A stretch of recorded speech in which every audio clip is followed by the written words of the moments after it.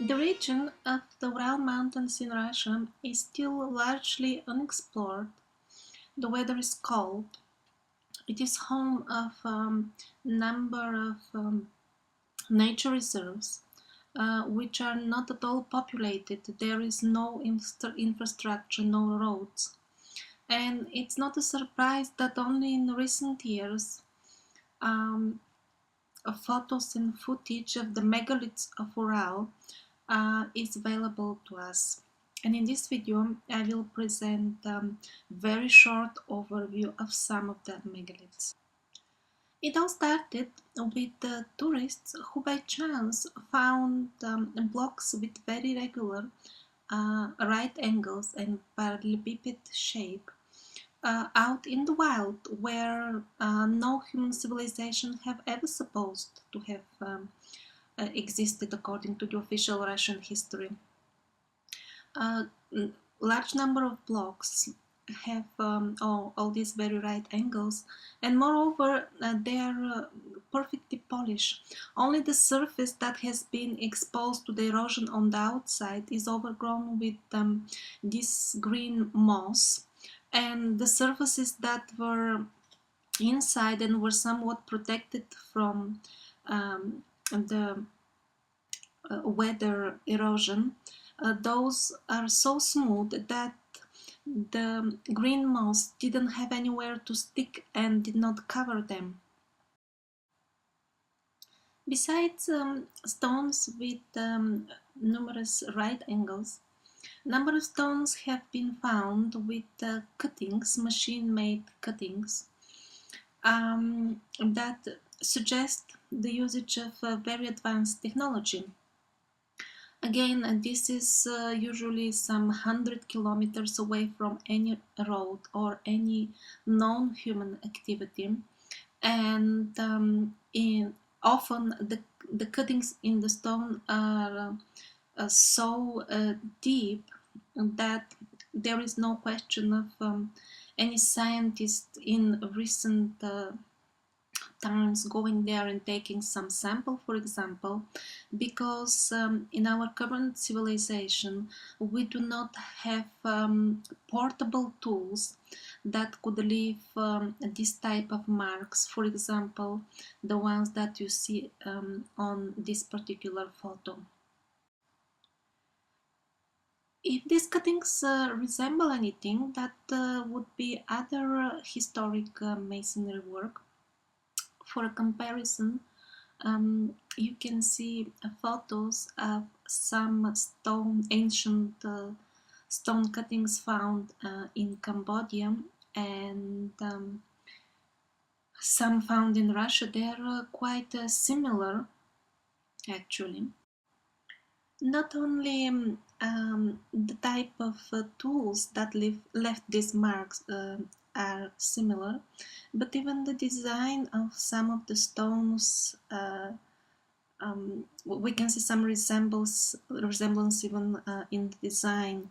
On this comparison photo, on the left hand side you see a fragment of Cambodian archaeological site that is currently located in a military zone, so these are rare photos. And on the right hand side you see some fragments of stones found in Ural. At various locations in the Ural Mountains there are kind of stone circles which nobody has researched until now. After all, it is actually a month of very difficult mountain walking to even reach those areas. There are no roads around there. Also, at a number of locations, very regular shaped piles of rubble can be found. Again, sorry for repeating myself, but this is usually some few hundred kilometers away from any road or any human known activity whatsoever, really out there completely in the wild, very cold area. hardly even any local tribes would venture in these particular regions. And these piles of rubble consist actually of very regularly shaped stones that really must have come out as a result of some sort of machine work. The official explanation given to the public by the science is that the glaciers brought this pile of matter from somewhere. However, this seems quite ridiculous because glaciers don't pile up in regular shapes just in selected areas. They tend to scatter. Also, glaciers are not known to have the ability to select only stones with uniform size and arrange them into geometric hills, as you can see on the photo. Actually, some people suggest that there could be some sort of buildings buried underneath these mountains of rubble. And by the way, what you see around the rubble is not grass, these are trees. So we are talking about really large hills, minimum 20-30 meters of height, some of them much higher. So what is this? Is this a result of is it the leftover product of a mining activity done by civilization unknown to us, or are there really buildings buried underneath? Yeah, just too many unanswered questions. And another photo, again from the Ural Mountains. Besides the beautiful rocks on the front, if you look at the mountain range on the back, one of the peaks is actually black. And it has quite a regular shape. Actually, this is a black pyramid and is made out of quartzite. A number of researchers have attempted to get nearby. However, really many of them tell about meetings with very strange entities in a broad daylight, some of them. And these entities were not did not advise the researchers to get nearer to the pyramid, and that is why it is still largely unexplored. Here are a few more photos of this black pyramid made of quartzite. Quartzite, I'm not sure how it is pronounced. The material itself has very peculiar qualities, and it tends to store static electricity and release it in the atmosphere only when certain conditions are present. You saw kind of an entry at the foot of this pyramid, and this is supposed to be some sort of a mine, maybe. However, Nikolai Subotin, the gentleman that you see lecturing on the subject, he made his best to find any information of any mining activity. However, nothing like this has been recorded anywhere in the region nearby for the last couple of 100 years. So that entry inside is also a mystery. And now we are off to the next destination. The next megalith is a large wall, the height of a 12-storied building, and its sides point exactly to north and south. The location is called Чёртово городище. It is located in Свердловская область, and it's actually only 6 kilometers away from a village, so it is accessible. On this photo you see the blocks that that comprise the foundation of the building. It is a building, it's got 4 lines of such blocks all along its base. And also on this photo you can see how in between some of the stone blocks that were used in the construction, one can still see some sort of a binding building material that was used in between the stones during by the ancient masons. All around you can see the building blocks that were used in the construction. They are very well shaped, having the form of parallelepiped, so there is no question of some strange geological formations. This is a wall made of standardly shaped stone blocks.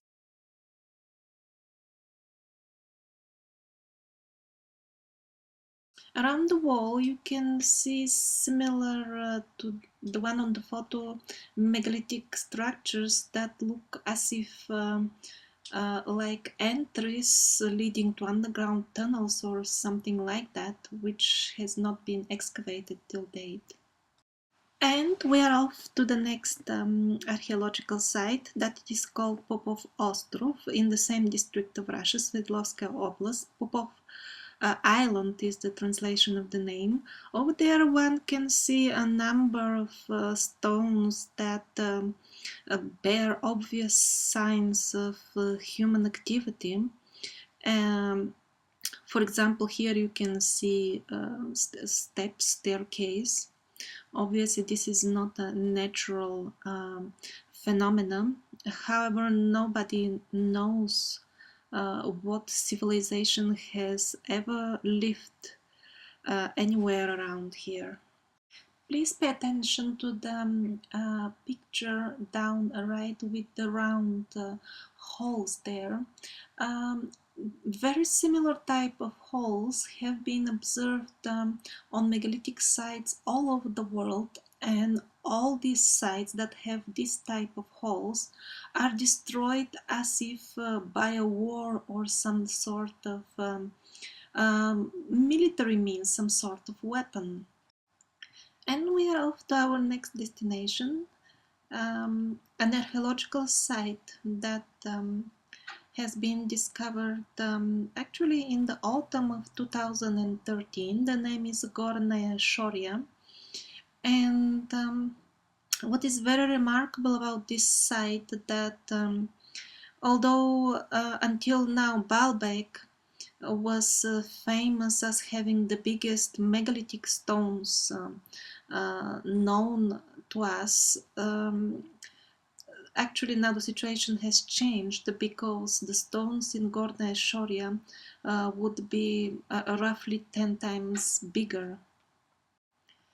Although the site is still very young, we cannot talk of any detailed research, but the general feeling one gets is that this is a classic example of the so-called melted stones theory for making the megalithic structures. By visiting there, one really gets the feeling that as if the stones were soft when they were placed next to each other. And again, very similar to the previous site, around this one there are sort of tunnels leading nobody knows where, but they are around the main structure. And another parallel with the Peruvian megaliths are locations with molten stone. The stone appears that has melted. However, nobody can explain how exactly that happened. And by the way, since we talk about molten rocks, let's go to Sodom and Gomorrah, the legendary cities. That's what you see at the moment on the screen.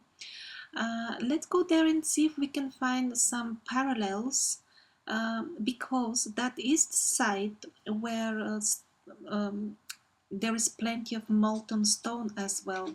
At some location, the granite it is molten deep 50 centimeters. You can just imagine what kind of temperature must have occurred somehow or other to melt a stone so deep. Those of you who are into Bible reading will probably remember what the so-called gods did to Sodom and Gomorrah. They destroyed them by throwing fire and sulfur from the skies. That's what the Bible says. And the modern excavations done some 10 years ago really found balls of sulfur that have literally bombed the city from above. Now, the interesting things about these balls, you can see them on the photos, they are kind of white and they leave on the stone those circular damages.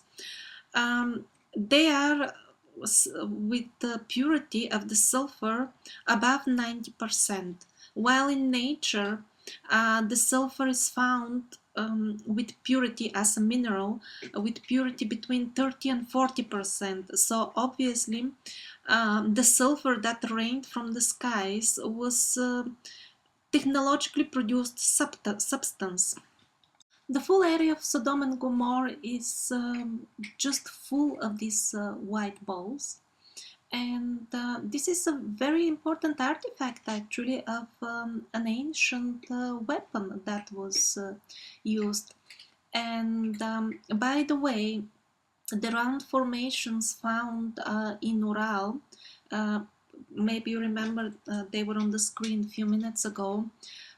It's more likely that they had some sort of similar origin, although the official science says that everything that has a round shaped and is carved in the stone is some sort of sacrificial vessel for the blood of the victims, although there is no factual evidence to support such statements.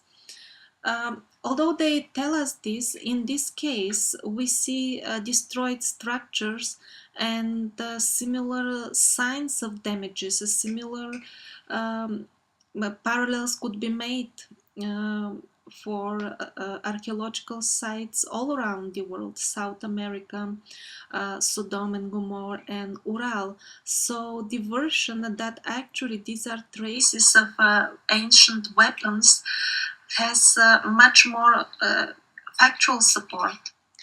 At the moment on the screen you see photos taken from various locations all around the earth, showing similar damages, balls hitting the stone and melting it. So who knows, we can definitely make a hypothesis here that these were some of the weapons by which this destruction of number of ancient megalithic sites occurred.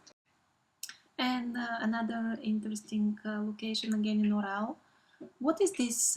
Is it a natural formation, or maybe when the rocks were molten, one of the giants about which the legends tell us stepped there? We don't know. Another interesting location in Ural Mountains is Divья Пещера. Although this cave is not yet studied completely, the number of witnesses who report meeting dwarf-like creatures around it is really overwhelming. And the people who report these sightings are actually very reliable and honest people, and it is really many of them. One thing always puzzles me greatly: the fact that being a witness in court, if many reliable citizens swear that they have seen something that is taken to be truth, and evidence is accepted as evidence of many reliable people is definitely accepted as a sign of truth. And yet in other cases, when many reliable witnesses swear that they have seen other things which do not fit the official history or the official picture of reality that the mass media is implanting in us, then people very naively believe the mass media that this is all some fantasy.